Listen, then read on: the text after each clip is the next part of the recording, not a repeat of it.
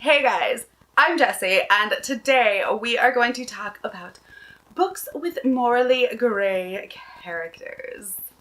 Morally gray characters have been huge in sci-fi and fantasy, especially lately. I feel like everybody wants to see morally gray characters, especially like morally gray heroes. And honestly, I am one of those people. I absolutely love a morally gray hero, as well as like a villain that's more of an anti-hero type. Like, you can understand their like issues behind what they're doing, but like they're obviously not doing it right. But those are two kind of sides to the spectrum of the like a morally gray character. It could either be a villain where you kind of see where they're coming from, or a hero where they kind of make some decisions that you're like, yikes, like, I'm not really sure how I feel about this. Like, it's for the greater good, but is it right? Like, a lot of gray morality there, and I love to see it. I feel like it makes characters more believable because, like, nobody is either, like, good or bad. There's a lot of gray in between, right? There's a lot of room in between the good and the bad of the spectrum. And no one is perfectly good and no one is like totally evil, I don't think. But unless you're Dolores Umbridge, which that's a discussion for another day. But like, I love a morally gray character, especially if it's someone that it's like, you know, they're doing this for like the greater good or whatever, but like they're making some jacked up decisions. In this video, we're going to talk mostly about the morally gray heroes, not necessarily the villains that we can understand their POV. I think I'll do that in a second video where I talk about like my favorite villains where you can kind of understand where they're coming from, and even though they're bad, like you get why they're doing it, and it's like it's hard because you want them to like fall, but like you kind of want to root for them because you kind of get what they're doing. But that's a video for another day. As I said, today we're going to talk about more morally gray heroes, and I'm gonna recommend some books based on this trope with morally gray heroes for you guys. Of course, if you love any of these books, let me know in the comments down below. Also, if you have other recommendations for me with morally gray heroes that I did not mention here, please let me know, because either I have not read them yet and I need to add them to my TBR, or I have them on my shelves and just haven't gotten there yet either. So let me know your recommendations for morally gray heroes as well. First, we're gonna start out with A City of Brass by S.A. Chakravorty. This is a new favorite series of mine. I recently just finished the last book, and y'all, I love Dara. Dara in this book is the djinn that is summoned by Nari at the beginning of book 1, where she like unwittingly summons this djinn because she just thinks she's this normal like street rat, con rat in Cairo. And one day she accidentally summons this djinn. This djinn happens to be Dara, and she is whisked away to the magical city of Davabad, where, come to find out, she is like the last of her tribe of Nahid healers, and she's kind of welcomed with skepticism, but Dara is always there to protect her, and he is kind of like the original love interest. But when you get to know more about Dara, you're like, ooh, boy's not good. Like, he's kind of a hero, but he is definitely an anti-hero. He is definitely gray. Like, he cares about Nari and he cares about the Nahids, and he wants to like protect his Deva tribe, but like he has some ways of doing it, y'all, that are just violent and bloody, and he makes some real bad decisions. But it's like, you're not rooting for him, but then you're kind of rooting for him, and it's like you love him, but like parts of the story and other books make you kind of hate him and question why he's doing what he's doing, when it's like, oh my god, you could have just done this thing and everything would have been fine, but you decided that your thoughts were better and you just went off the deep end. But I love him. I love Dara. He is one of my favorite characters. He was one of my favorite characters from the beginning. And I just feel for him, right? So if you want a really good morally gray character, definitely check out this one. Next, we have The Fifth Season, which is another one of my absolute favorite books of all time. in this book, we have a kind of post-apocalyptic world where a 5th season is basically like an apocalyptic event, right? Of course, there's regular seasons, but then there's the 5th seasons, which is just like an event that everybody knows is going to destroy the world once again, and you're just trying to survive that. So in the beginning of this one, we are following a 5th season. It is the start of another apocalyptic event. And in this world, we have magic users that are called orogenies, and they are very looked down upon. They are basically like enslaved and forced to work for the government. And it's like they're needed because they can control the earth. It's basically like an earth magic. But they are not allowed to like live in normal society, and they're hated, and they're believed that like they're what causes the problems, even though they're what fixes the problems. So we're following our main character is a mom of 2, and she is a secret orogeny, and her son is found out by her husband. Her husband kills the son and escapes with the daughter, who is also an orogeny. So this mom is basically trying to find her daughter and her husband, ex-husband, because, you know, kill my kid. And she has just such like good motivations, but some of the stuff you learn about her and her way she raised her kids, and it's like you get it, because she's trying to make them not expose themselves, because like the children's magic is very volatile. Obviously, you can't control it very well. So it's like she's not the best parental person, but like all she knows is how she was raised. So it's kind of like very generational curses thrown in there. We also have another character who is the mentor to a young orogeny in this book. And he is also kind of like, you love him, but also he makes some real crappy decisions. And you're like, ah. So basically everybody in this book is pretty morally gray. All the people that you're rooting for are definitely not perfect. They make some real messed up decisions, like, because they have to. This book is great. I love it so much, but it is not going to be for everyone. It has a very strange writing style that I absolutely love. Jemisin's writing style, especially in this book. She makes use of the second person POV for one of the main characters, and I loved it. I thought it made a lot of stuff hit harder. There is a lot of darkness in this book. It's a very like grim dark, I would say, type story. There's death of a child, as I said, and like sexual abuse and things along those lines, which that is very mentioned but not shown. Like, it's said that it's a thing, right? That people, like, basically the orogenies are forced to breed. So it's not like we see it on page or anything, but it's discussion of them being forced to breed. So that is there. But yeah, this book is so good, and like everyone is morally gray. So if you haven't read this yet, pick it up. I do have a full like non-spoiler review of the whole series. I will link that for you. Next, we have She Who Became the Sun by Shelley Parker Chan. So this wasn't one of my favorite books. This is a love it or hate it book. I kind of fell flatly in the middle. I thought this was a 3-star read, but a lot of people are going to love this book. Honestly, if you like historical fiction, like Chinese historical fiction, this is more for you than if you are wanting like high fantasy, like someone like me. So this is very much what I would say is a historical fiction book with like the smallest supernatural elements. You get like a ghost here and there, but like there is no magic really. And we're basically following this young girl in China who her whole family has basically died. She just has her dad and her older brother. She's very abused. Like, she doesn't even have a name, right? She's just girl. And one day on her brother's birthday, they go and they see like a fortune teller. The fortune teller tells her that the brother will achieve greatness while she will be nothing, like at all. Well, not long after that, the dad and the brother are killed, and she's like, this makes no sense. So she takes on her brother's name, personality, everything. She becomes her brother and goes off to like live in a monastery under his name. She grows up there, and that's kind of where our story kicks off. And then we end up in war. We end up following like the other side of the war. So we follow a general from their opposing side, the conquerors. I think they're the Huns. The Mongols? Maybe.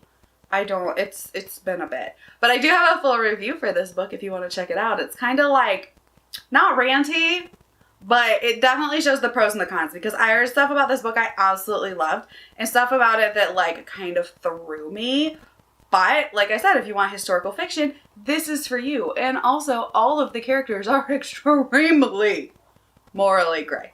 Like our main girl who took up her brother's name, she goes by Zoo, is she's gonna do what she gotta do to survive. Whether that means screwing somebody over, killing somebody, it doesn't matter. She is gonna do what she has to do to survive.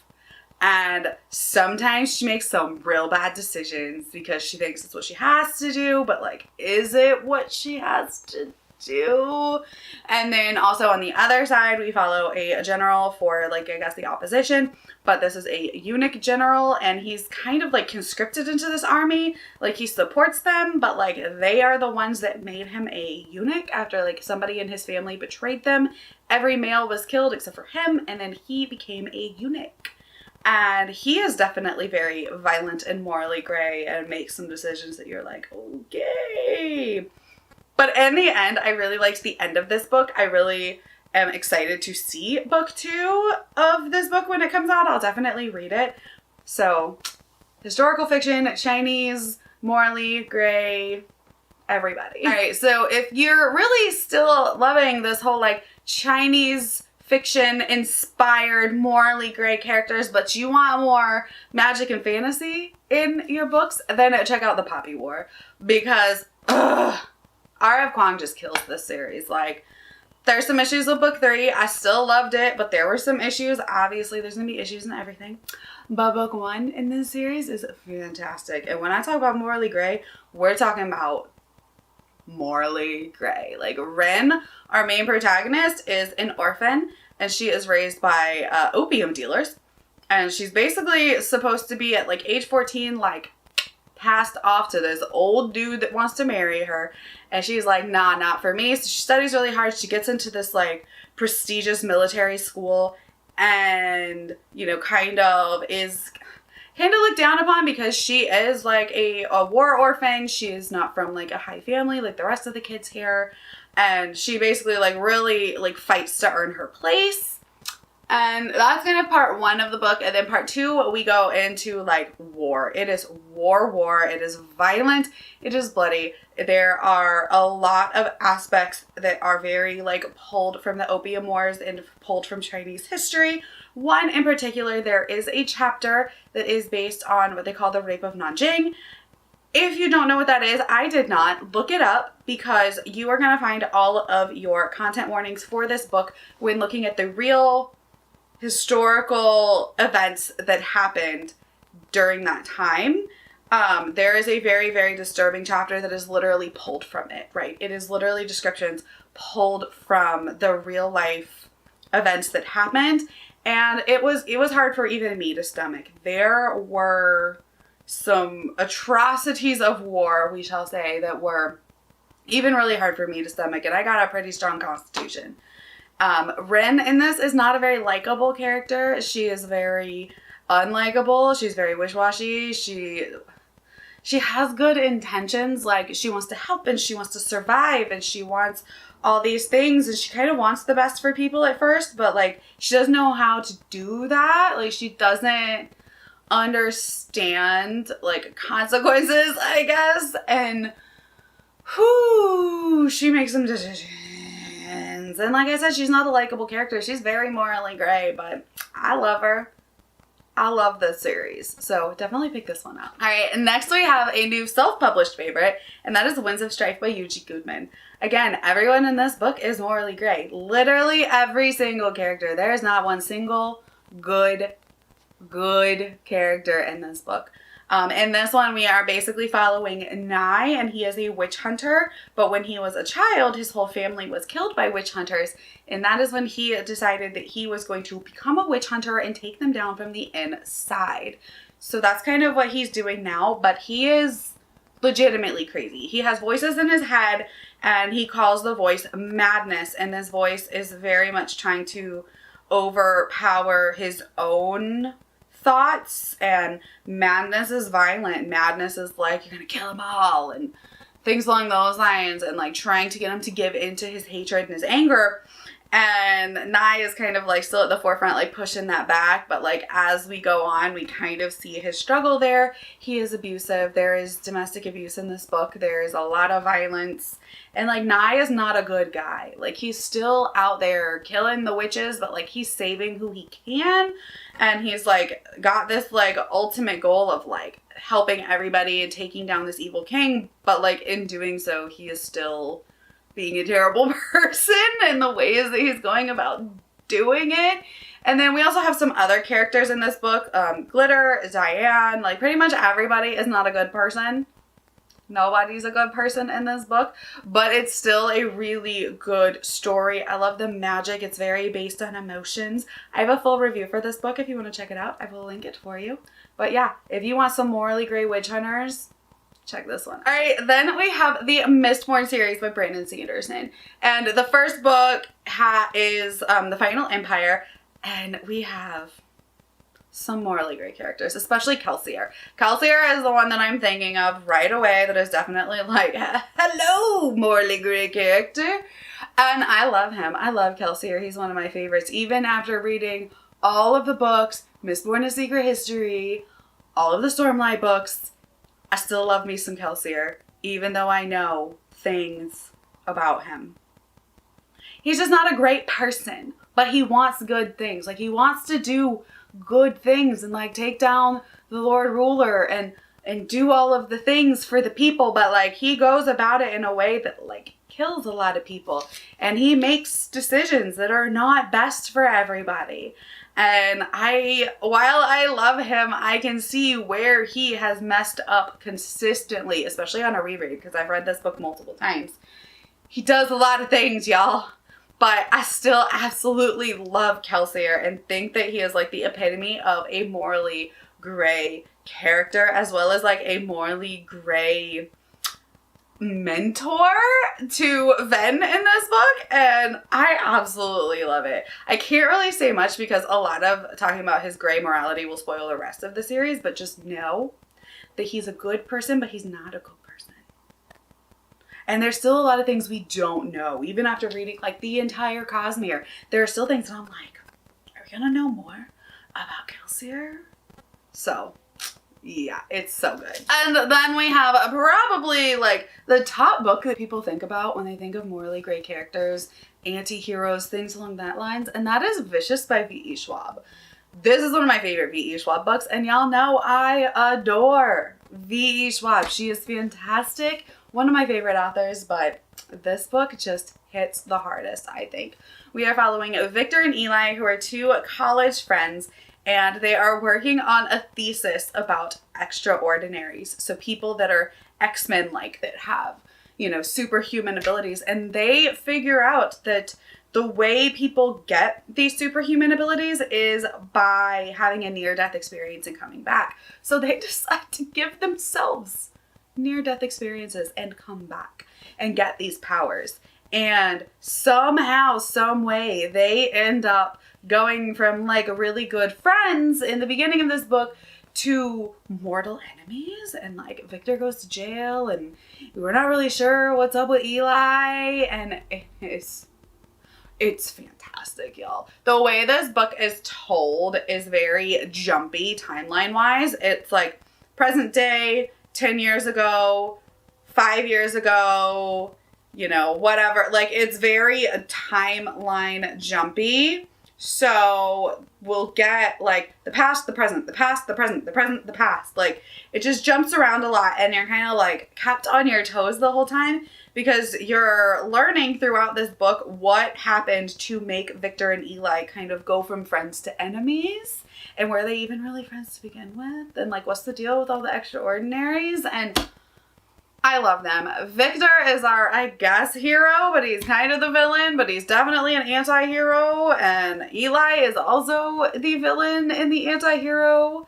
and the hero in this book. And it depends on, you know, whose point of view you're looking from. If you're looking from Eli's point of view, Eli thinks he's the hero. If you're looking from Victor's point of view, he's not really sure. He thinks he's the hero, but he might be the villain. So it's just so good. And the fact that like no one in this book is good. and I love it. All right, well, these are all of my morally gray character recommendations I have for you guys today. Let me know what you think of any of these books, and if you have any recommendations for me based on, you know, these books that I talked about, which ones I already like, let me know in the comments down below so I can add them to my TBR. All right, well, thank you guys for hanging out with me. My name is Jessie, and I will see you next time. Bye.